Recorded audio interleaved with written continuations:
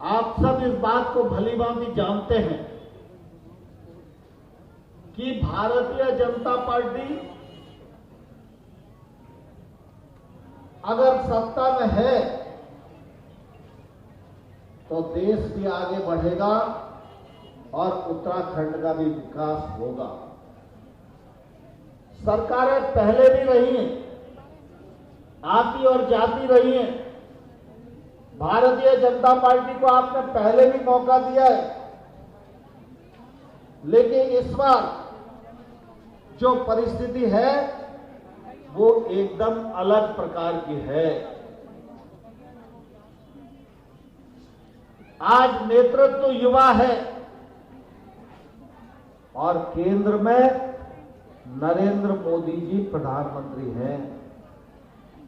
उत्तराखंड छोटा राज्य है, उत्तराखंड को केंद्र की नजर की ज्यादा आवश्यकता है और इसलिए पिछले वर्षों में आपने देखा होगा इस उत्तराखंड में चाहे वो सड़क से संबंधित विषय हो, चाहे पेयजल योजना से संबंधित विषय हो, चाहे पावर प्लांट से संबंधित विषय हो, चाहे चारों धामों के विकास के लिए सड़क का मामला हो, चाहे विद्युत प्रदाय का विषय हो और चाहे गांव गरीब किसान की आमदनी में बढ़ोतरी का मामला हो, ये डबल इंजन की सरकार उत्तराखंड का उत्तरोत्तर विकास करती रही है।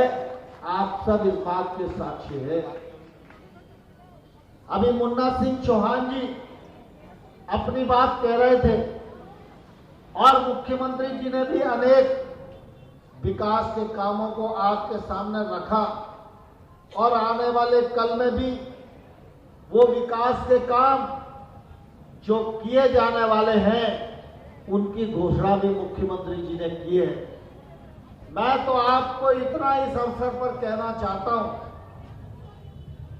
कि भारतीय जनता पार्टी को भी आपने मौका देके देखा है और कांग्रेस को भी आपने मौका देके देखा है। कांग्रेस को भी परख चुके हो आप, भाजपा को भी परख चुके हो। अगर कांग्रेस की सरकार रही है तो उत्तराखंड के लोगों ने विकास नहीं देखा और अगर भारतीय जनता पार्टी की सरकार रही है तो उत्तराखंड के लोगों ने विकास अपनी आंखों से देखा है। और कांग्रेस और भारतीय जनता पार्टी में अंतर भी जमीन और आसमान का है।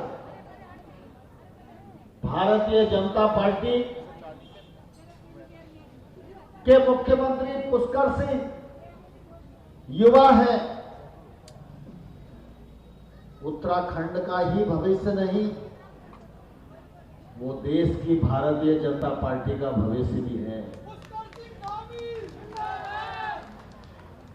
वो नौजवान है, अगले 10 वर्षों में उत्तराखंड को श्रेष्ठ राज्य के रूप में स्थापित करना चाहते हैं। और दूसरी तरफ कांग्रेस, आपके यहाँ जो जैसे बिजली का बल्ब बार बार जलता बुझता उसको क्या कहते हैं?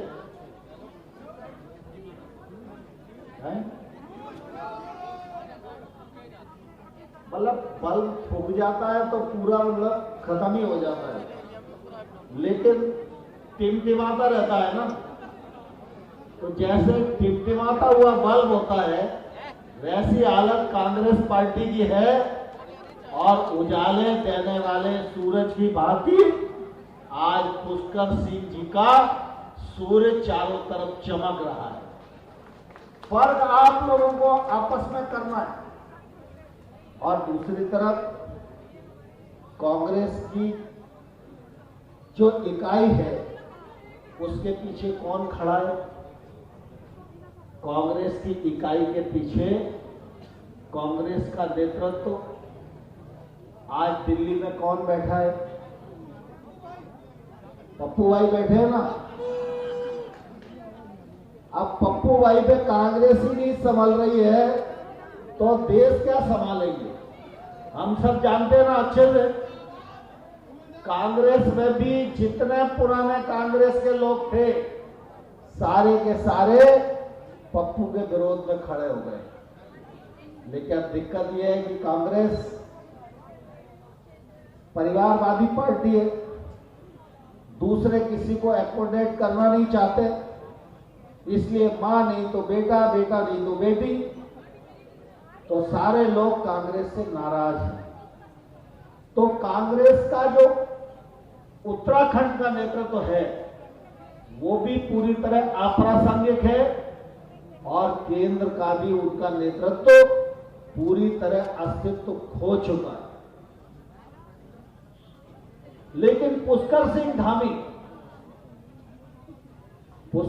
धामी खुद उदीयमान चेहरा है और पुष्कर सिंह धामी के साथ उनकी पीठ पर उत्तराखंड को बल देने के लिए, उत्तराखंड को ऊंचाई प्रदान करने के लिए नरेंद्र मोदी जैसा व्यक्तित्व पूरी ताकत के साथ खड़ा हुआ है।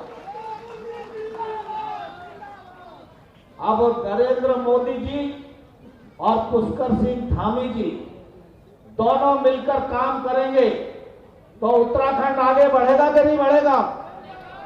अरे जोर से बताओ, दोनों काम करेंगे तो बढ़ेगा कि नहीं बढ़ेगा? और साथ में यहां पर मुन्ना सिंह चौहान का नेतृत्व है। मुन्ना सिंह चौहान जी वैसे तो आपके विधायक हैं, लेकिन मुन्ना सिंह चौहान भारतीय जनता पार्टी के बहुत ही सीनियर नेता हैं।